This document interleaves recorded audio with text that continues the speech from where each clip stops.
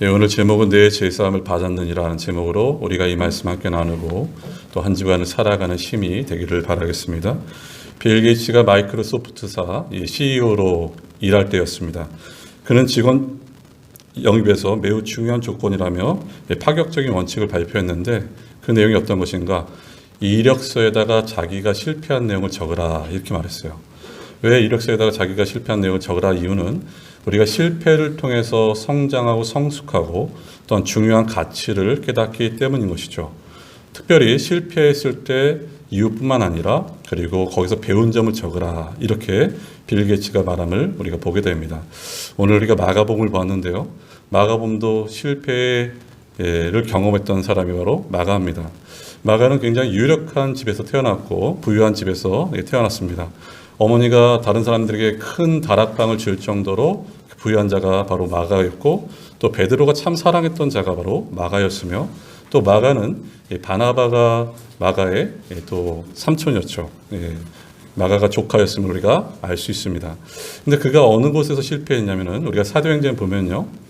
안디옥에서 이제 전도 여행을 떠납니다. 바울과 바나바 또 마가 떠나는데 그 전도 여행이 너무나 힘들었는지 이 마가가 도중에 이탈을 합니다. 그리고 혼자 예루살렘으로 돌아와요. 전도 여행이 다 마치고 나서 이제 또 다른 2차 선교 여행을 갈 때 이 바울과 이 바나바가 부딪히게 됩니다. 그 이유는 바울은 마가를 데려갈 수 없다. 저렇게 무책임한 사람을 데려갈 수 없다 말하고 바나바는 그래도 데리고 갑시다 했는데 결국 그래서 이 두 팀으로 나눠지게 됨을 보게 되죠. 근데 마가의 이야기가 여기서 끝나지 않았습니다. 참 놀라운 것은 바울이 디모데후서 4장에서 마가에 대해서 기록함을 보게 됩니다. 디모데후서는 이제 바울이 마지막 죽음을 앞두고 쓴 서신이 디모데후서인데 그가 마가에 대해서 이렇게 말하고 있죠. 그가 나의 일에 유익하니라 이렇게 말하고 있어요. 그게 바로 마가에 대한 내용이었습니다. 그리고 마가는 성령의 영광 가운데 마가복음을 짓게 됩니다. 마가가 굉장히 강조했던 내용은 어떤 것인가? 복음이었어요. 여러분 복음이란 어떤 것이냐면요. 우리가 잘 아는 것처럼 마가복음 1장 1절은 말하죠. 하나님의 아들 예수 그리스도의 복음의 시작이라 말한 것처럼 복음은 하나님의 아들 예수 그리스도, 예수님은 하나님의 아들이시고 그리스도이심을 말하고 있습니다. 또한 복음의 핵심은 예수님께서 십자가에서 죽으시고 또한 부활하시고 그 내용이 복음의 핵심인데 왜 이 내용이 복음의 핵심일까? 왜 예수께서 고난받으시고 십자가에서 죽으시고 또한 부활하셨을까? 그 이유는 바로 저와 여러분의 죄를 용서하시고 저와 여러분의 죄를 그래서 구원코자 바로 주님께서 그렇게 행하심을 보게 됩니다. 이게 복음이었어요. 마가는 끊임없이 복음을 말하고 있고 또 오늘 본문을 통해서 우리가 살펴볼 것은 바로 우리를 용서하신 제3의 권세가 바로 우리 주님께 있다는 것을 우리가 함께 살펴보자 합니다. 우리 첫 번째 살펴볼 것은 5명의 믿음을 칭찬하신 예수님이세요. 우리 한번 2장 1절 말씀 보실까요? 마가복음 2장 1절 말씀 보겠습니다. 수일 후에 예수께서 다시 가버나움에 들어가시니 집에 계시다는 소문이 들린지라 이렇게 나왔어요. 예수님께서 갈릴리 순교 사역을 마치시고 그가 이제 가버나움으로 돌아오세요. 가버나움을 머무셨을 때 그 집에 머무실 때 많은 사람들이 소문을 듣고 오게 됨을 우리가 보게 됩니다. 그러면서 2장 2절 말씀 보세요. 2장 2절인데요. 많은 사람이 모여서 문 앞까지도 들어설 자리가 없게 되었는데 예수께서 그들에게 도를 말씀하시더니 이렇게 나있어요. 많은 사람들이 모여듭니다. 예수님의 이적을 보고 모여들고 또 예수님의 말씀을 듣고자도 모여들고 또 무엇보다도 그 안에는 또 예수님이 어떻게 말씀하실까 판단하려고 모여든 사람도 있음을 보게 되죠. 근데 이 중풍병자가 4사람이 이 중풍병자를 상에다 가지고 예수님께 나오는데 이들을 막는 사람들이 누구였는가? 많은 사람들이었습니다. 근데 어떻게 보면 우리가 이 많은 사람들 중에 일부분이 될 수도 있어요. 우리가 그런 사람이 될 수도 있습니다. 교회의 위기는 바로 여기 있습니다. 교회의 가장 무서운 현실은 여기 있어요. 사람들이 오는데 오히려 우리가 막을 수 있다는 것을 보여주는 것이죠.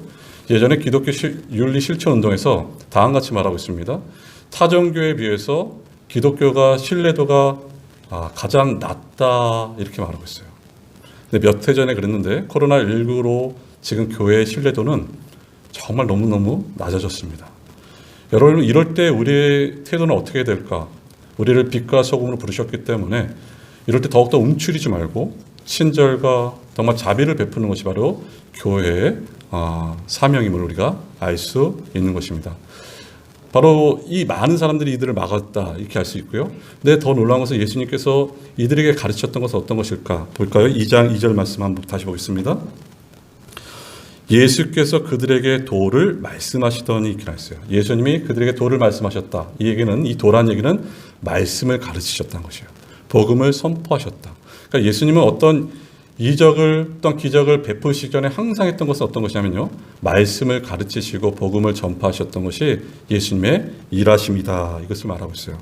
그래서 3절 말씀 다시 보세요. 3절. 사람들이 한 중풍병자를 4사람에게 메워가지고 예수께로 올세 이렇게 했습니다. 이 중풍병자의 현대적인 용어로는 뇌졸중이죠. 뇌졸중의 사전에 보니까 이렇게 쓰여 있습니다. 뇌에 필요한 혈액 공급이 끊겨진 상태로 일정된 시간이 지나면 뇌세포가 죽어가는 것, 이게 바로 뇌졸중입니다. 이 뇌졸중 환자, 중풍병자를 4명의 친구가 침상에 메어서 예수님께 가져옴을 보게 됩니다. 이 4명의 친구가 이 중풍병자 한 사람을 살리고자 애씀을 보게 돼요. 이렇게 사람이 협조할 때 놀라운 일들이 펼쳐집니다. 교회가, 목회자와 성도가 하나가 되어서 한 마음으로 기도할 때 하나님께서 기적을 베푸십니다. 오래전에 옥스퍼드 대학에서 옥스퍼드 대학교 학생들이 그들이 335 모여서 그들이 기도했습니다. 그럴 때 영국의 부흥이 다시 일어났습니다. 우리가 마음을 합하여서 하나가 됨으로 나갈 때 가정이 살고 교회가 살고 이 나라가 다시 회복될 것입니다. 이들이 이런 마음을 가졌어요. 근데 이들이 이 친구를 데리고 왔는데 사람들이 너무나 많은지라 그 집에 들어갈 수 없습니다. 이들이 포기하지 않고 어떻게 했는지 한번 보세요. 그 내용이 5절 말씀이죠. 5절 말씀 보면 4절이죠. 무리들 때문에 예수께 데려갈 수 없으므로 그 계신 곳에 지붕을 뜯어 구멍을 내고 중풍병자가 누운 상을 달아내리니 이렇게 나왔어요. 꽉 찬 무리들 때문에 갈 수 없고, 근데 이들이 행한 방법은 계단을 올라가서 지붕을 뜯습니다. 그러니까 유대인들의 집 구조는 우리하고 좀 다르죠. 그들의 집 구조는 위에 지붕이 평평하고 이 지붕이 집과 흙으로 되어 있기 때문에 뜯기가 용이합니다. 근데 이들이 그 지붕을 뜯어서 어떻게 했냐면 그 중풍병자의 그 친구의 침상을 쭉 예수님 앞으로 내리는 것이에요. 그러니까 지금의 장면을 생각하면 제가 여기서 설교를 하고 있는데 이 가운데 구멍이 뚫려서 이렇게 침상이 쭉 내려온다 한번 생각해 보세요. 얘들은 굉장히 모험적인 행동을 한 것이에요. 왜냐하면 만약에 상을 내리다가 조금만이라도 실수 있으면 하면은 이 중풍병자가 더 크게 다칠 수밖에 없는데 불구하고 이들은 오직 예수님이 고칠 수 있다는 그 믿음을 가지고 내림을 보게 되죠. 여기 대해 예수께서 어떻게 말씀하시는지 보세요. 예수님께서 이렇게 말씀하십니다. 5절 말씀이죠. 예수께서 그들의 믿음을 보시고 중풍병자에게 이르시되 작은 자야 내 제사함을 받았느니라 하시니 이렇게 했어요.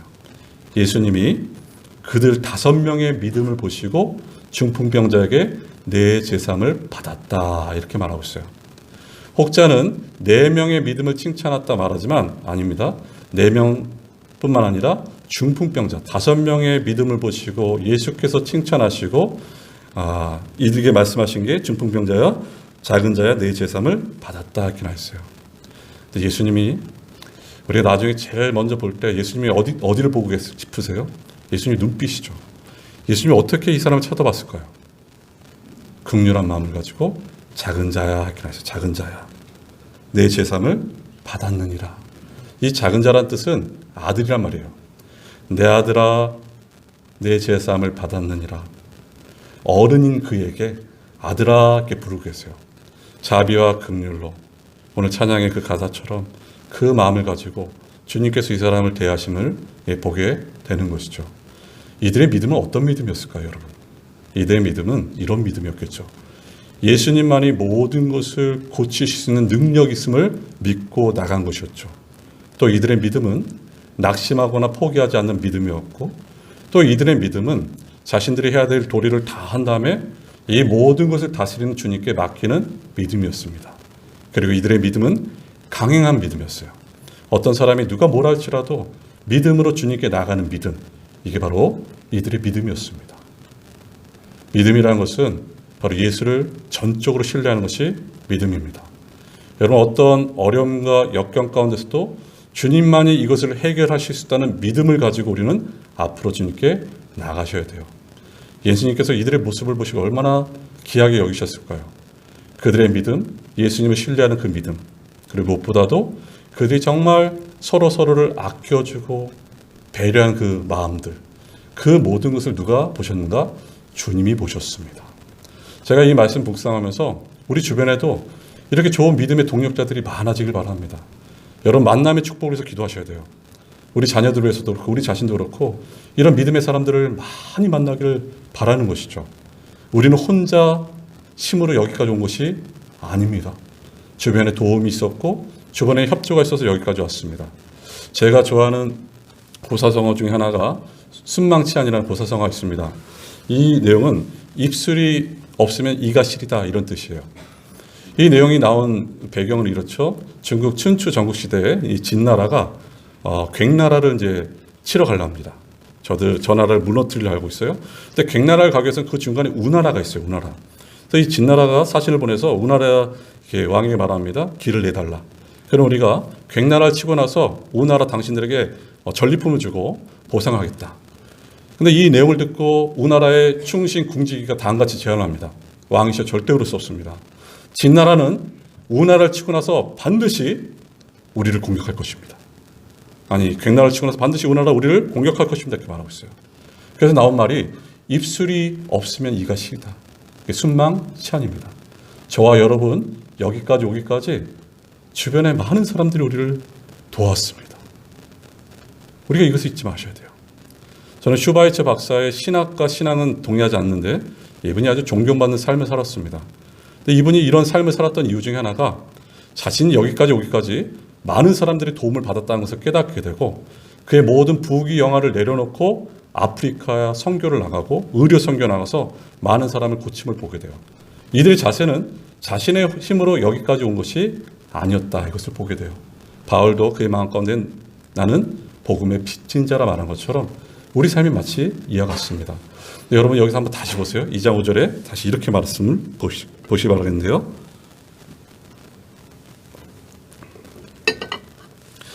예수께서 그들의 믿음을 보시고 중풍병자에게 이르시되 작은 자야 내 제삼을 받았느니라 하시니 이렇게 나와 있어요. 여기 보십시오. 예수님께서 5명의 믿음을 보시고 중풍병자야 내 제삼을 받았느니라 말씀하세요. 이들의 믿음을 보시고 누구든지 예수님 앞에 나오면요. 예수님께서 죄를 용서해 주시고 예수님께서 죄를 다 씻어주심을 말씀하고 있는 것입니다. 중풍병자야 내 제삼을 받았느니라. 이 내 제삼을 받았다는 뜻은 당시 원어로 보면은 네 죄가 지금 이 순간부터 용서함을 받았다 이것을 말하고 있어요. 그러니까 중풍병자의 그 죄가 예수님께 전가되고 예수님께서 그 죄를 친히 짊어지셨음을 말하고 있는 것입니다. 누구든지 예수님 앞에 나가면 예수께서 우리의 죄를 용서해 주시고 예수께서 우리의 죄를 다 씻으십니다. 바로 믿음으로 주님께 나간다 이렇게 말하고 있어요.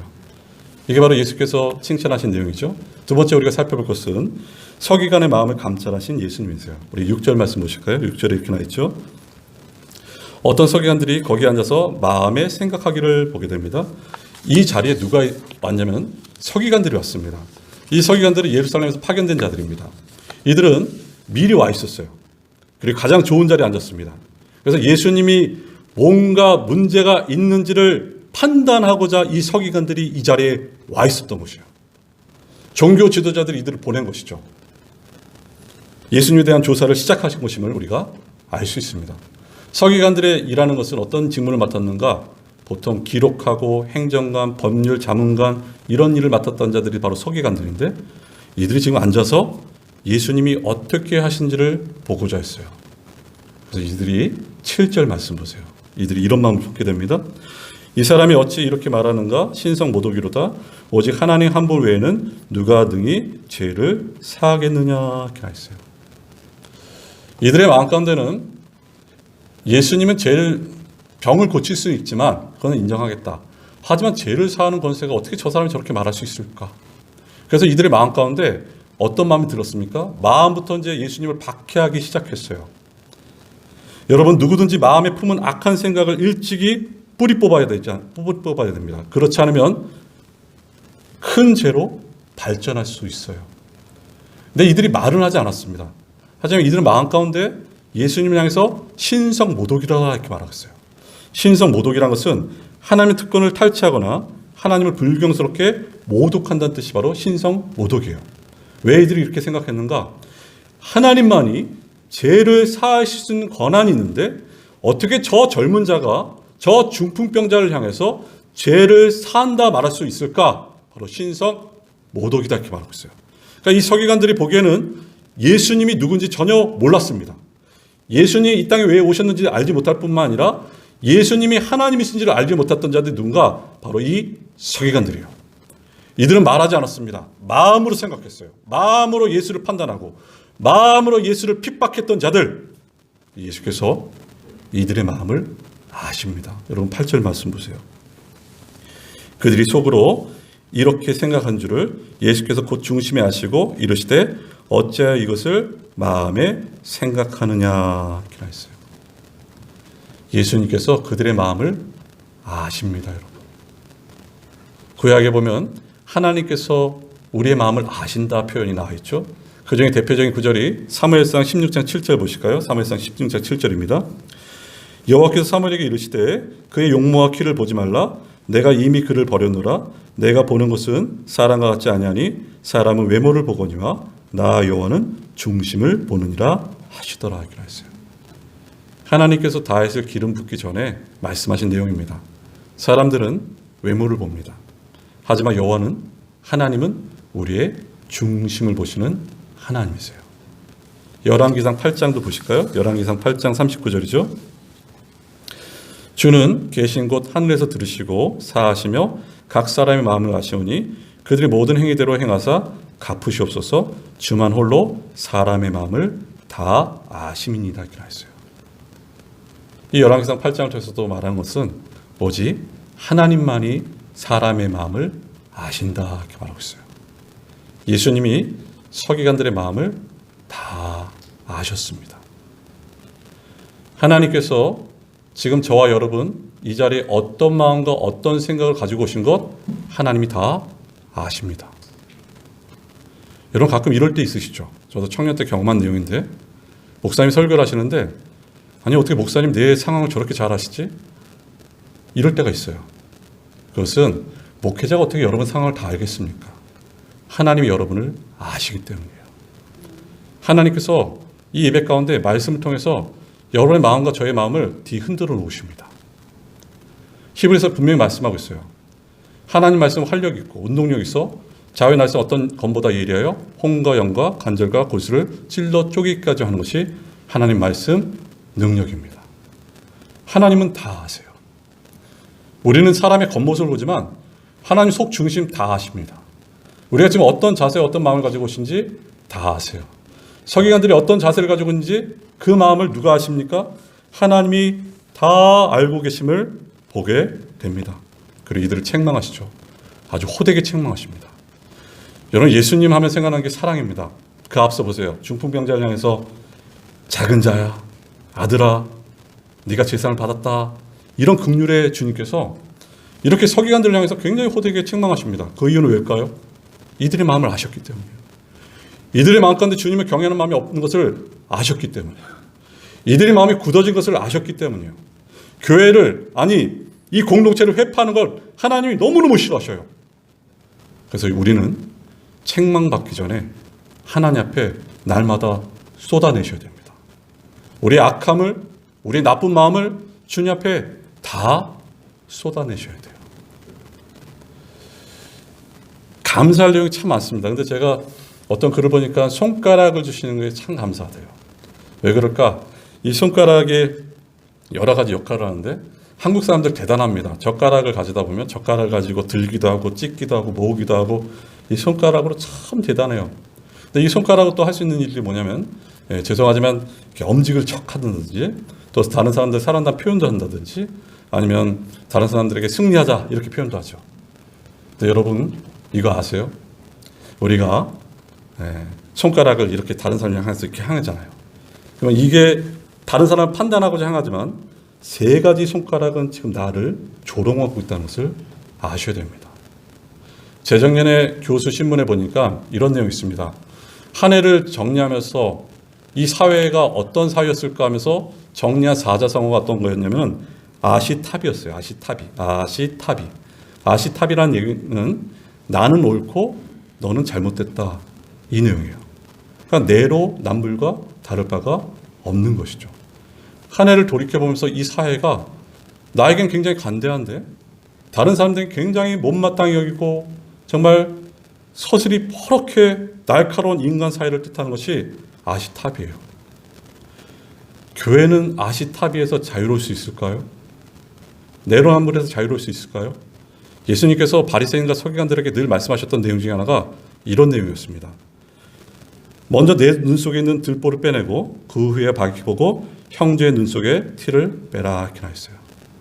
왜냐하면 그들은 늘 자기는 옳고 남은 잘못됐다고 생각했기 때문입니다. 여러분, 교회가 교회되기 위해서는 아시타비로 일컬어지는 그 대명사, 그 바리새인들의 생각, 언어, 말, 표정들이 다 뽑혀지고 다른 사람들의 생각을 이해하는 역지사지의 생각으로 가득 차야지 그것이 교회가 교회되는 것입니다. 우리는 주님을 닮아가셔야 돼요. 여러분, 나에게 관대하고 다른 사람들 탓하지 마십시오. 그것은 주님의 모습이 아니에요. 다른 사람의 입장을 고려하고 사랑하는 것이 바로 주님을 닮아가는 것입니다. 오늘 주께서 서기관들 책망하셨던 이유는 그들의 마음이 너무나 악했기 때문입니다. 그토록 우리가 세 번째 살펴볼 것은 제3의 권세가 주님께 있음을 보게 됩니다. 우리 9절 말씀 보실까요? 9절인데요. 중풍병자에게 내 제3을 받았느니라 하는 말과 일어나 내 상을 가지고 걸어가라 하는 말 중에 어느 것이 쉽겠느냐, 이렇게 말하고 있어요. 서기관들에게 물어봅니다. 질문하셔요. 너희가 생각해보라. 내 침상을 가지고 일어나 걸어라, 이 말이 쉽냐? 아니면 내 제3을 받았느니라, 이 말이 쉽냐? 여러분, 이것은 인간상으로 둘 다 어려운 말이에요. 불가능한 말인데, 근데 사람으로 생각해 볼 때 제3을 받았다, 이것은 보이지 않고 일어나 걸어라, 이것은 보이기 때문에 어떻게 보면 보이는 것이 더 쉽지 않나, 이렇게 생각할 수도 있어요. 그런데 예수님이 왜 제3을 받았느니라 말을 먼저 하셨을까요? 예수님이 최고 우선순위는 제3을 받는 것이 우선순위예요. 예수께서 이 땅에 오신 것은 먼저 죄를 용서하시고자 이 땅에 오신 것이 예수님의 최고 우선순위입니다. 그는 사죄권도 있고 그는 치료하는 권한도 있으심이 그분께 있어요. 보이는 기적, 보이지 않는 기적 다 누구인가? 바로 예수님께 있음을 말씀하고 있는 것입니다. 제3을 받아라, 이것을 말씀하고 있어요. 그래서 10절 한번 다시 보세요. 10절입니다. 그러나 인자가 땅에서 죄를 사하는 권세가 있는 줄을 너희로 알게 하려 하노라 하시고, 이렇게 했어요. 그러니까 예수님께서 이런 일을 행하신 목적은 바로 예수께서 죄를 사하는 권한이 주님께 있음을 알리기 위함입니다. 여러분, 중풍병자는 마치 죄의 노예가 되어 사망의 사슬에 묶인 채 절망 가운데 있는 인간의 자아상을 보여주고 있습니다. 예수께서 이 땅에 오셔서 십자가로 죄와 사망을 끊어버리시고 우리를 죄에서 구원해내신 분이 바로 예수님이십니다. 힌두교, 인도의 힌두교 축제에 보면요, 약 1월 19일쯤 되면 힌두교의 마지막 축제 날에 이런 일을 행합니다. 인도에 세 가지 유명한 강이 있죠. 바로 겐지스, 야무나, 와스티. 이 세 강이 합류되는 지점에 그 물에 사람들이 들어갑니다. 사람들이 목욕을 해요. 왜냐하면 목욕하는 이유가 죄를 씻을 수 있다고 생각했기 때문에 그들이 들어갑니다. 우리가 TV나 뉴스를 보세요. 그때 되면 수백만, 인도 사람들이 많은 수가 그 물가에 가서 씻는 것을 보세요. 왜 그렇겠습니까? 죄를 씻고자 하는 갈망이 사람들의 있기 때문이에요. 조정래 소설가 쓰신 태백산면 보세요. 거기 보면 한국 전쟁 후에 자유주의와 사회주의가 이념들이 나눠지죠. 그리고 지리산, 빨치산들이 출몰하기 시작하고 마을 사람들도 마음들이 나눠집니다. 근데 그런 가운데 정말 전쟁의 아픔은 뭐냐면 노약자들이 너무너무 많은 상처를 받게 되는데 그 지역의 마을의 부녀자들이 성적으로 이렇게 폭행을 당하죠. 이들의 수치감이 얼마나 크겠습니까, 여러분? 그 마을의 무당이 이들의 여인들의 수치감을 씻기고자 씻긴 굿을 합니다. 그리고 14명 되는 여자들의 얼굴에다가 밀가루 포대를 다 씌우고 누가 누군지 알지 못하게 한 다음에 강가로 다 데려가요. 그래서 그 강가에 들어가게 해요. 왜냐하면 죄를 씻고 죄를 수치감을 씻고자 하는 열망들이 사람들에게 다 있기 때문이에요. 여러분 그렇다고 죄가 씻겨지겠습니까? 죄는 가공할 위력을 가진 실체입니다. 이 죄가 인간의 삶과 존재를 두려워하게 하고 불안케 하고 방황케 하고 실패케 하고 무력하게 하고 그리고 무엇보다도 가치감의 상실 등으로 새살처럼 마치 묶여있고 마비되고 파멸시키는 것이 바로 죄예요. 이 죄는 마치 주인이 종을 학대하듯이 죄를 지은 자에게 가서 또 죄를 짓게 하고 죄의 대가를 요구하는 것이 바로 이 죄입니다, 여러분. 그래서 죄의 종 노릇한 자는 죄의 종이다 이렇게 말하고 있어요. 요한복음 8장 34절 보세요. 예수께서 대답하시되 진실로 진실로 너희에게 이르노니 죄를 범하는 자마다 죄의 종이라 이렇게 말했어요. 죄를 지은 인간은 죄의 종 노릇하게 된다 이것을 말하고 있습니다. 죄는 단순히 죄책감 정도가 아닙니다. 죄는 조금 전에 말씀드린 것처럼 가공할 힘을 가지고 있어요. 우리는 아담 안에서 있는 자들이고 모두가 다 죄인입니다.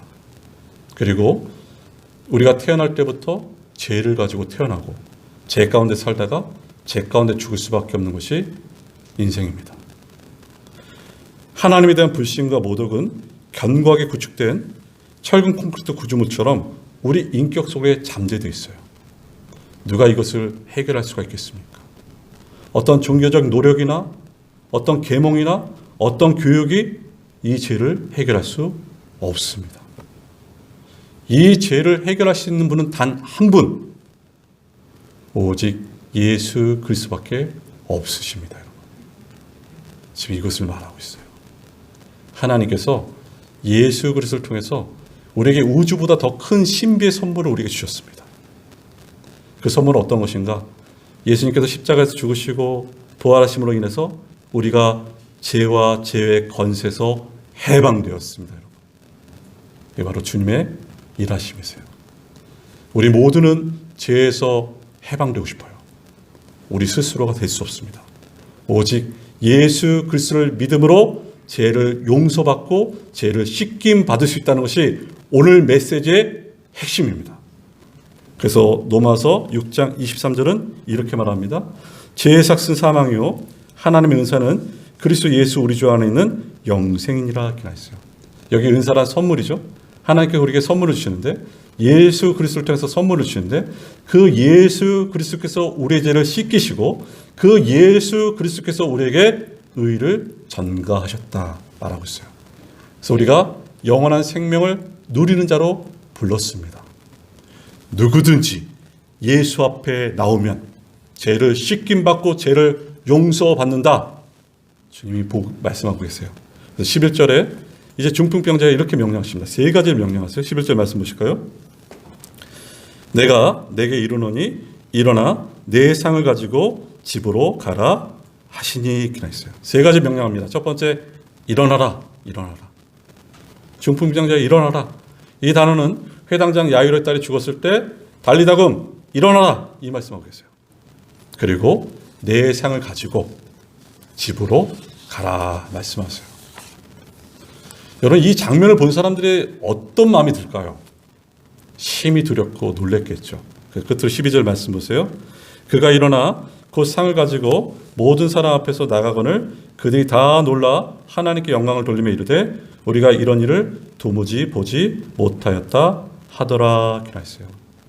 예수님의 세 가지 명령을 받고 이 사람이 일어나서 상을 가지고 집으로 돌아갈 때 예수께서 이 사람을 완전히 고치심을 보게 되고 그가 그분의 능력을 나타냄을 우리가 알 수 있습니다. 사람들이 이 무리들이 놀라고 하나님께 영광을 돌렸다 말합니다. 이 부분을 마태는 두려워했다 말하고 있고 누가는 놀라 심히 두려워했다 이렇게 말하고 있어요. 여기서 끝으로 마가가 전하고자 하는 메시지가 여기 담겨져 있습니다. 마가는 이 사람들이 심히 놀라고 하나님께 영광을 돌렸다 말하지만 예수님이 누구신지 인식하지 못함을 보게 됩니다. 예수님이 누군지 알지 못합니다. 마치 이런 것이죠. 교회 왔는데 말씀을 들으면 좋긴 좋고 찬송이 가사도 참 좋고 근데 예수가 누군지를 모릅니다. 예수가 나를 위해서 십자가에서 죽으시고 내 죄를 사하셨다? 그게 믿어지지 않아요. 믿지 않습니다. 이게 바로 무리입니다. 떡을 먹어도 생명의 떡이 누군지 알지 못하고 빛을 보아도 빛의 근원이신 예수님을 알지 못하고 예수께서 병을 고치셨지만 병을 고치신 예수님의 능력을 알지 못하는 것이에요. 마가는 마지막으로 독자들에게 이렇게 질문하고 있어요. 여러분은 제자입니까? 여러분 무리입니까?를 질문하고 계세요. 아니 오늘 우리에게 성경은 물어보고 있습니다. 당신은 제자입니까? 당신은 무리입니까?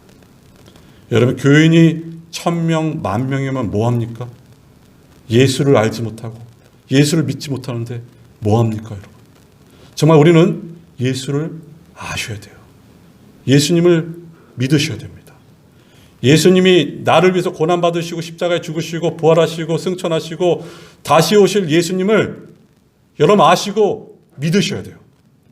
이게 바로 제자입니다 여러분. 이게 제자예요. 저는 목회자로 여러분을 위해서 마땅히 해야 될 것은 여러분 영혼이 잘 되고 육신이 강건하고 범사에 잘 되기를 늘 기도합니다. 그래서 여러분들의 소식이 전해질 때마다 너무너무 기뻐요. 아기 낳았어요 하면 마치 또 아기 낳은 것처럼 기쁘고 좋은 학교 갔어요. 좋은 대학 갔어요. 또한 취직했어요. 승진했어요. 그러면 여러분 그 한날이 너무너무 기뻐요. 얼마나 좋을까? 저 부모님 얼마나 좋을까 하고 기뻐요. 근데 저에게서 가장 큰 기쁨과 소원은 뭔지 아세요? 하나교회 모든 성도님들이 예수 믿고 구원받는 것이 저의 소원입니다. 여러분. 하나교회에 출입하는 모든 자들이 어린아이부터 청소년, 장년, 노년에 있는 모든 자들이 예수 믿고 구원받는 것이 저의 소원입니다. 여러분. 이게 바로 우리의 소원이 되셔야 돼요. 여러분 예수밖에 없습니다. 오늘 이 말씀 예수님만이 죄를 사는 권한이 주님께 있습니다. 주께서 나의 죄를 용서해 주시고 나의 죄를 씻으시고 나의 죄를 친히 짊어지신 그 예수를 더욱더 사랑하길 바라면서 우리 함께 기도하겠습니다.